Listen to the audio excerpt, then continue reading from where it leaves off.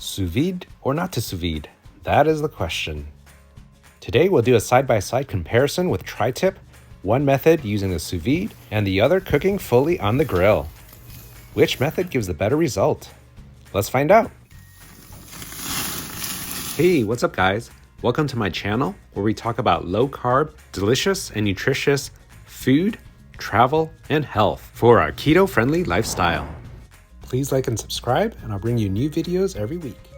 It seems like everybody's sous vide cooking these days, so I had to give it a shot. Sous vide is a process to cook food in a water bath over very long times, and you can set a very precise temperature. Here we'll do a side-by-side comparison with some tri-tip.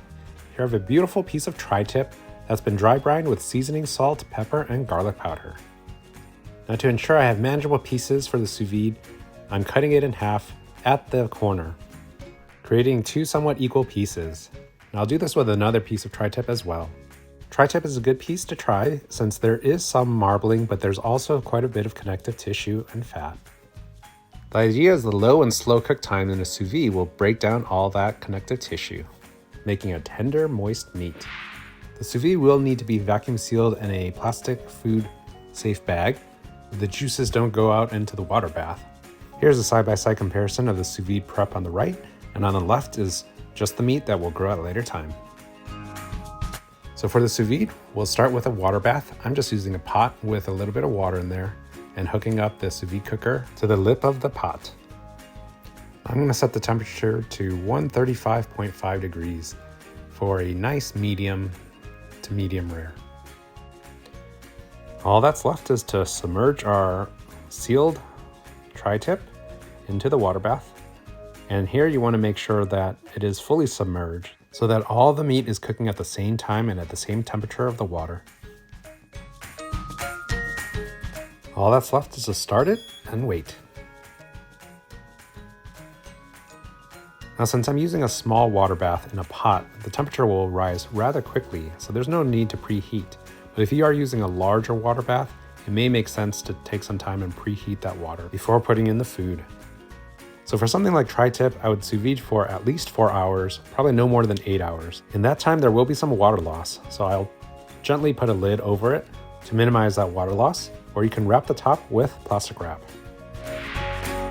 After only a few minutes, the temperature is up to the 135 or so degrees. So we'll let this go for roughly 6 hours. You want enough time for all that heat to penetrate into the inside of the meat and start breaking down the connective tissue and fat.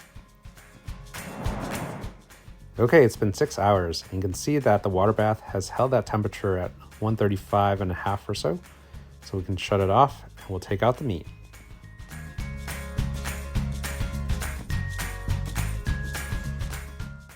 So now we'll cut open the vacuum seal bag and take out the meat. Now if you don't have vacuum seal bags, Ziploc bags work just fine. You just need to get as much air out as possible. Now there is a lot of moisture that has kind of pooled to the bottom of this bag, so we'll see how that affects the end product and its juiciness. And don't be afraid of what this looks like. It is going to be a little bit grayish and brownish, not the most appetizing look, but we'll finish the outside and sear it on the grill, similar to a reverse sear method. So here on the left is the fully cooked sous vide steak. For comparison, on the right, we have an uncooked steak that has been seasoned. All I did was cut it to a similar size piece. And we'll cook this piece fully on the grill.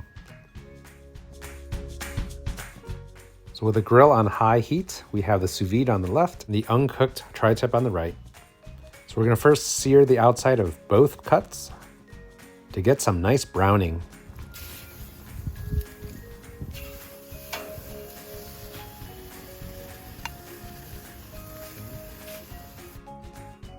To get that nice Maillard reaction going, we will sear each of the 4 sides for about a minute and flipping in between.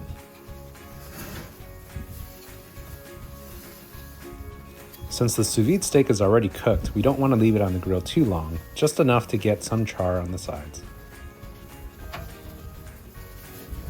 Look at that, a thing of beauty, nicely browned, and there's just something about the grill marks that makes it look so tasty.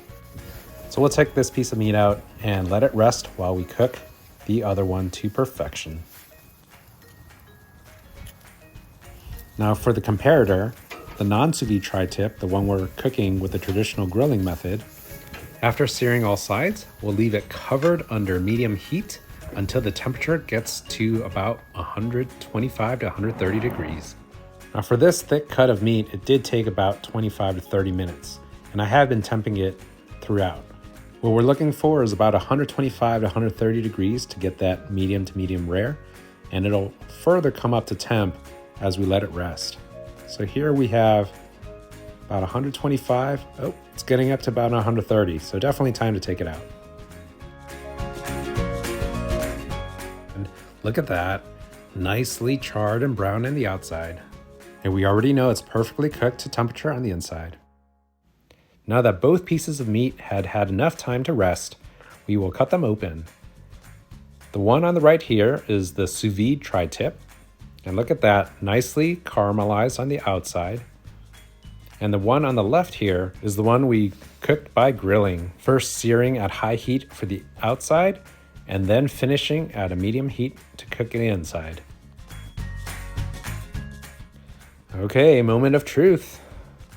Wow, look at that. You can already tell it's perfectly pink throughout on the inside. From edge to edge, it's one consistent color. That looks amazing.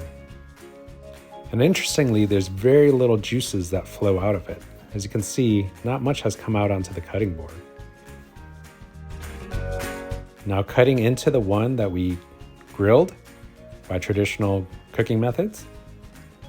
And here you definitely see a lot more juices coming out, and you can see that glistening.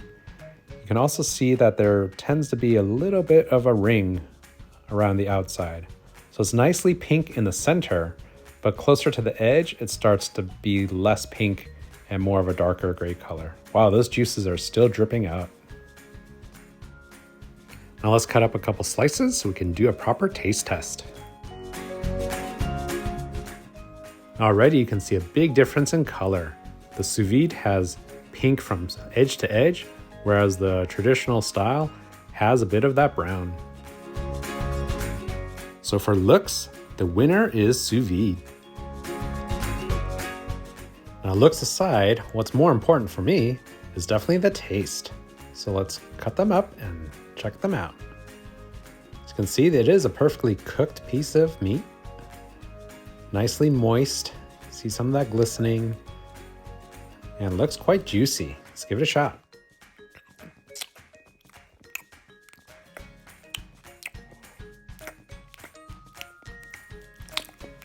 Oh, this is so good. The flavor is there. I mean, it's so moist and tender. I mean, it just kind of melts in your mouth almost. For something like tri-tip, I mean, it doesn't taste like tri-tip at all. It's almost like a fillet texture at this point. And with that long cook time in the vacuum sealed bag, the seasoning definitely does penetrate to the center. Every bit of that bite is nice and seasoned and flavored. Now we'll cut up the traditionally seared method. And look at that. I mean, this piece is just dripping with juiciness. Look at how it glistens. The center is perfectly cooked pink, and the edges are a little bit more well done. Let's give it a taste.